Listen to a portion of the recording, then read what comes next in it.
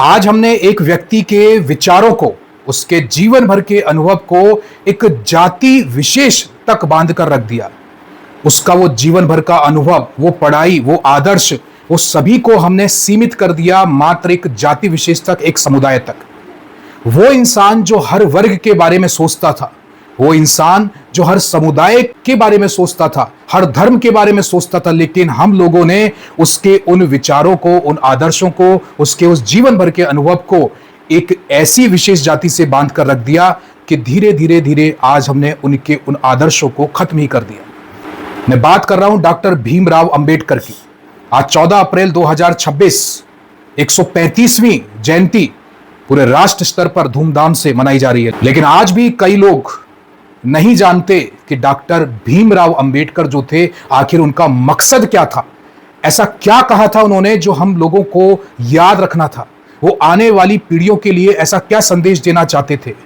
Doctor Bhimrao Ambedkar, ये नाम तो आपने सुना होगा, लेकिन सबसे पहले जानते हैं कि इनका असली नाम क्या है।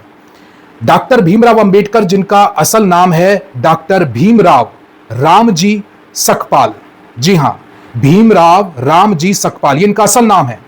और उस समय एक शिक्षक हुआ करते थे जिनका नाम था महादेव अंबेडकर। उनका सरनेम हुआ करता था अंबेडकर, और वो इतने ज्यादा प्रभावित थे भीमराव रामजी से कि उन्होंने अपना सरनेम उन्हें दे दिया। और तब से ये जो सरनेम था अंबेडकर, वो आज डॉक्टर भीमराव रामजी अंबेडकर की पहचान बन गई, केवल भारत देश में नहीं, विदेशों में भी। और आप सभी लोग डॉक्टर भीमराव अंबेडकर या अंबेडकर के नाम से ही उन्हें पहचानने लगे। डॉक्टर भीमराव रामजी सकपाल के लिए एक बात जोड़ी जाती है। कहा जाता है कि जो अंबेडकर जी थे वो दलित और जो शोषित वर्ग था उसके लिए ही केवल काम करते थे, लेकिन आप देखिए कि कैसे इस शब्द को केवल एक समाज से जोड़ दिया गया। इसका जो अर्थ था वो बहुत गहरा था। अंबेडकर जी कहते हैं दलित और शोषित। इसका मतलब यह था सीधा सीधा कि अंबेडकर की निगाह में वो व्यक्ति दलित और शोषित है जो शिक्षा के उस उच्च शिखर पर नहीं पहुंच पाया, वो व्यक्ति जो अच्छे से पढ़ना लिखना नहीं जानता, वो व्यक्ति जो अपने अधिकारों के बारे में नहीं जानता, वो व्यक्ति जो नियम कानून की जानकारी नहीं रखता, और वो व्यक्ति जो अपने अधिकारों के लिए संघर्ष नहीं कर सकता, जो गलत को गलत और सही को सही नहीं कह सकता। ऐसे व्यक्ति को ही अंबेडकर जी ने दलित, शोषित, कुचला हुआ व्यक्ति कहा।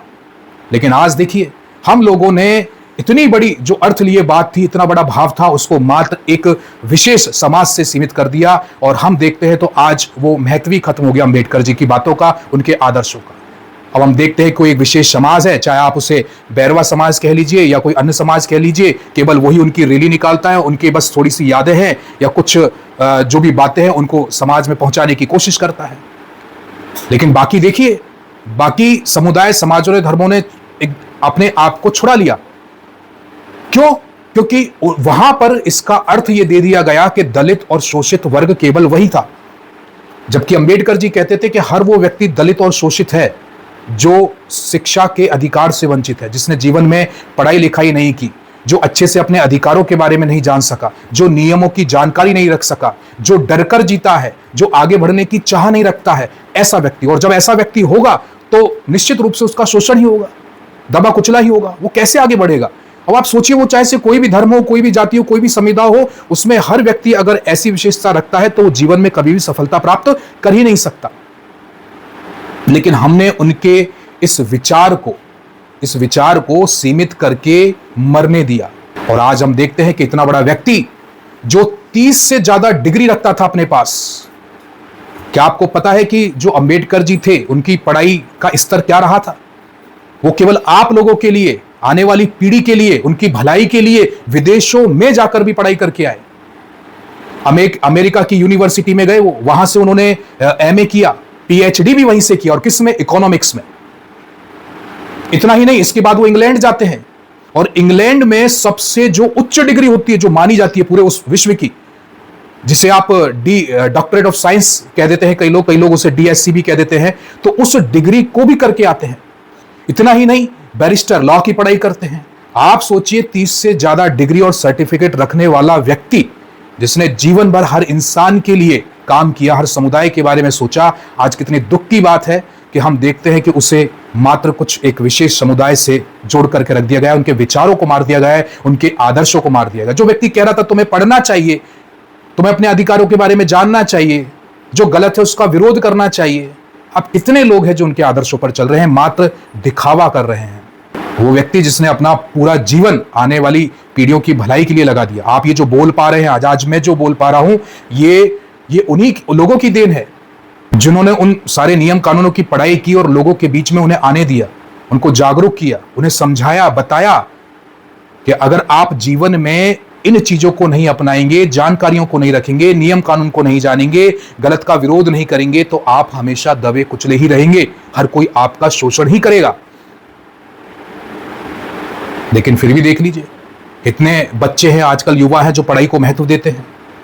बहुत दुख होता है ये देख करके कि उनके माँ बाप, वो जो हमारे बुजुर्ग थे और उनसे भी ये बड़े लोग, विद्वान लोग, जिन्होंने सब कुछ केवल मात्र इसीलिए जीवन को न्यौछावर किया क्योंकि आने वाली जो पीढ़ियां हैं वो अच्छे से आगे बढ़ सके, अपने साथ साथ अपने आने वाला जो परिवार है, अपनी पीढ़ियां हैं, उनको भी एक अच्छा माहौल दे सके। लेकिन हमने क्या दिया, इस पर हमें सोचना जरूरी है। और ये सवाल जायज है कि हम कैसे आज इन विद्वानों के विचारों को, इनके आदर्शों को सीमित करते जा रहे हैं और धीरे धीरे ये चीजें समाज में से, शहर में से, राज्य में से, देश में से गायब होती जा रही है। ये बहुत बड़ा विषय है चिंतन का, और जो विद्वान साथी है उन्हें इस विषय पर चिंतन करना चाहिए, संगोष्ठी होनी चाहिए। और जो अच्छे लोग हैं समुदाय के, उन्हें भी ऐसे युवाओं को समझाना चाहिए कि भाई पढ़ाई लिखाई का कितना महत्व है, अपने अधिकारों को जानने का कितना महत्व है, नियमों की जानकारी का कितना महत्व है, जागरूक होने का कितना महत्व है, किसी गलत का विरोध करने का कितना महत्व है। लेकिन हम उन्हें शुरू से ही डराने लग जाते हैं। अरे तुझे क्या लेना देना है, अरे तू क्या करेगा, अरे तू नेता बन रहा है क्या। अब आप सोचिए कि जब आप किसी को ऐसे डिमोटिवेट करने लगते हैं तो धीरे धीरे जो उसके अंदर अच्छे विचार थे वो भी जाने लगते हैं। वो सोचता है कि ठीक है यार, सही कह रहे हैं, 10 लोगों ने अगर ऐसा बोल दिया है तो सही होगा। भाई जो भी विचार हो, एक बुरा विचार को भी अगर मेजोरिटी मिल जाए, जैसे कि कोई झूठ है और उस झूठ को भी अगर बार बार बोला जाए और 100 लोग भी बोलने लगे, तो वास्तव में वही सच्चाई दिखने लगती है। तो ऐसे ही अगर आपने गलत विचार फैलाए हैं समाज में, तो वो आप ही हैं दोषी, उसके हम लोग ही हैं दोषी। राष्ट्र स्तर पर आयोजन हो रहे हैं, अच्छी बात है, लेकिन उन आयोजनों का मकसद जो है ना, उसको समझने की आवश्यकता है। द एक्सपोजर युवा साथियों से अपील करेगा कि आप अपने आसपास के माहौल को अच्छा बनाने की कोशिश करें। जो विद्वान अब नहीं रहे, लेकिन उन्होंने आपकी पीढ़ी के लिए संघर्ष किया, उनके उन अनुभवों को, उनके उन मकसद को, उनके आदर्शों को थोड़ा भी अपना लेंगे तो हम बहुत अच्छा माहौल अपने चारों ओर बना पाएंगे। केवल मात्र कह देने से या उनके विचारों को सीमित करने से बदलाव नहीं आएगा। बदलाव आएगा जब आप उनकी बातों को समझेंगे और उन्हें अपने जीवन में अपनाएंगे, तब आएगा। उन्होंने कहा पढ़ाई करनी है मतलब करनी है, उन्होंने कहा जानकारी बढ़ानी है मतलब बढ़ानी है, उन्होंने कहा कि अपने अधिकारों के बारे में जानना है मतलब जानना है, उन्होंने कहा नियम कानून की जानकारी रखनी है मतलब रखनी है, उन्होंने कहा गलत का विरोध करना है मतलब करना है। अगर आप नहीं कर रहे तो आप दिखावा कर रहे हैं अम्बेडकर को मानने का, और ये हर समुदाय और हर धर्म के लोगों के लिए है। ये द एक्सपोजर के निजी विचार थे।